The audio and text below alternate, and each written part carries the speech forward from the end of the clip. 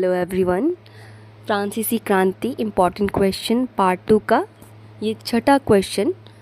France की क्रांति ने यूरोप के बाकी देशों को कैसे प्रभावित किया। यहाँ ये कहना चाह रहे कि जो फ्रांस की क्रांति हुई थी उसका असर दूसरे देशों में क्या पड़ा।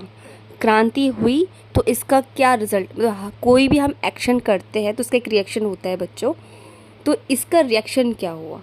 तो इसका उत्तर है फ्रांसीसी क्रांति के बाद अन्य यूरोपीय देशों में भी लोकतंत्र और नागरिक अधिकारों की मांग उठी।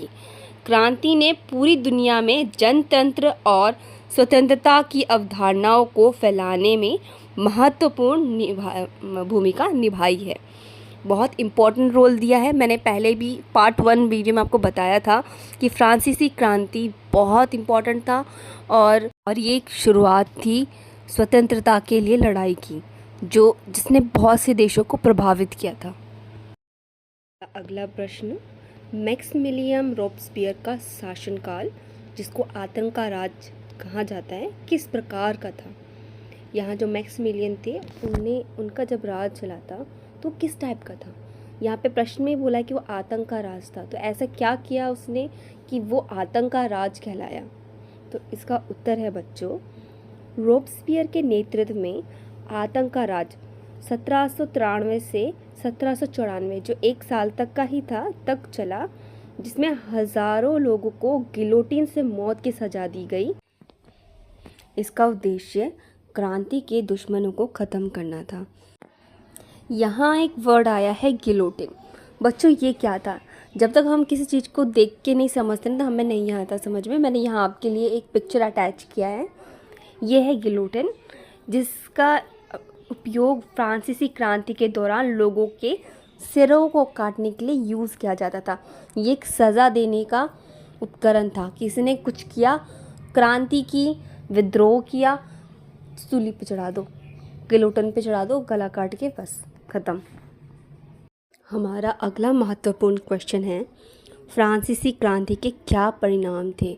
फ्रांसीसी क्रांति तो हुई, तो इसका कोई रिज़ल्ट आया, क्या रिज़ल्ट आया, पॉजिटिव था, नेगेटिव था, क्या इसके हम जिस कारण इन्होंने किया था, ये फ्रांसीसी क्रांति हुई थी, वो उद्देश्य पूरा हुआ या नहीं।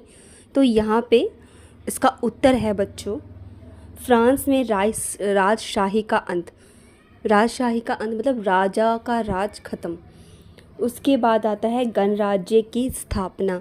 बच्चों गणराज्य का मतलब होता है, गण मतलब लोग और राज्य जनता का राज्य, जिसमें जनता के द्वारा एक नेता चुना जाता है और फिर वो हर जनता के लिए, नागरिक के लिए काम करता है।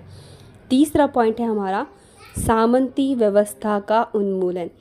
बच्चा यहाँ पे जो तीनों वर्ड यूज़ हुए हैं, सामंती व्यवस्था का उन्मूलन, इनका मतलब क्या। सामंती का मतलब बच्चों वो पुराने ज़माने का समय जब राजा, जमींदार लोग और बड़े लोग, अमीर लोग ज़मीन के मालिक होते थे और बाकी जो नॉर्मल नागरिक होते थे उनके लिए काम करते थे। तो ये एक व्यवस्था थी कि अगर मैं राजा हूँ तो आम नागरिक को मेरे लिए मेरे आदेश पे ही काम करना पड़ेगा, एक व्यवस्था थी।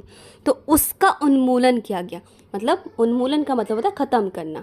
तो सामंती व्यवस्था, जो अमीरों के लिए लोग, गरीब लोगों का काम करना और उनका आदेश मानना, उस टाइप का जो प्रथा थी, व्यवस्था थी, उसका बंद करना ही हमारा ये सामंती व्यवस्था का उन्मूलन होता है। उन्मूलन का मतलब बच्चे दोबारा बता रही हूँ, ख़त्म करना, समाप्त करना। ठीक है। आपका चौथा बिंदु है नागरिकों के अधिकारों का प्रावधान। नागरिकों के जो मूल अधिकार थे उसका इंतज़ाम किया गया। और पांचवा, नेपोलियन बोनापार्ट का उदय। हमारा अगला प्रश्न है बच्चों, declaration of rights of man and citizen, ये क्या था। तो बेटा ये क्या था, यह घोषणा 1789 में नेशनल असेंबली द्वारा की गई थी, जिसमें समानता, स्वतंत्रता और बंधुत्व के सिद्धांतों को स्थापित किया गया था। इसमें नागरिकों के अधिकारों की सूची दी गई थी। ये आपका एक तरीके से आपका रूल बोल सकते हैं, ये जिसके हमारा संविधान था उस टाइप का था ये, जिसमें सारे के सारे एक लिस्ट दे रखी थी कि स्वतंत्रता के लिए आपके समानता के लिए सारे सिद्धांत थे। ठीक है, समझ में आ रहा है बच्चों? आज का हमारा लास्ट क्वेश्चन है, किस घटना को फ्रांसीसी क्रांति का अंत माना जाता है? तो 1799 में बच्चों नेपोलियन बोनापार्ट ने सत्ता संभाल ली, जिसे फ्रांसीसी क्रांति का अंत माना जाता है। बच्चों ये आपके चैप्टर का अंत है, इन एक्चुअल ये अंत नहीं था। नेपोलियन ने सत्ता तो संभाल ली, इसके बाद नेपोलियन ने अपने आप को वहाँ का राजा घोषित कर दिया, सम्राट। बहुत साल फ्रांस पे राज भी किया और बहुत सारे नए कानून बनाए और फ्रांस को एक अच्छे लेवल पे भी लेकर चले गए थे। But at the and Napoleon को भी अपने पद से हटना पड़ा। आज का दूसरा पार्ट हमारा यहीं ख़त्म होता है। आई होप कि आपको इसमें सब कुछ समझ में आया होगा। अगर कोई भी ऐसा टॉपिक इसमें रह गया है या फिर कोई भी आपको वर्ड समझ में नहीं आया होगा तो आप मुझे कमेंट करिए, मैं आपको आपके सारे डाउट क्लियर कर दूँगी। और अगर आप चाहते हैं कि मैं किसी और भी सब्जेक्ट में या और भी किसी टॉपिक में वीडियो बनाऊँ तो आप मुझे कमेंट कर सकते हैं, मैं आपके लिए वीडियो बना के अपलोड कर दूँगी। Have a great day, bye.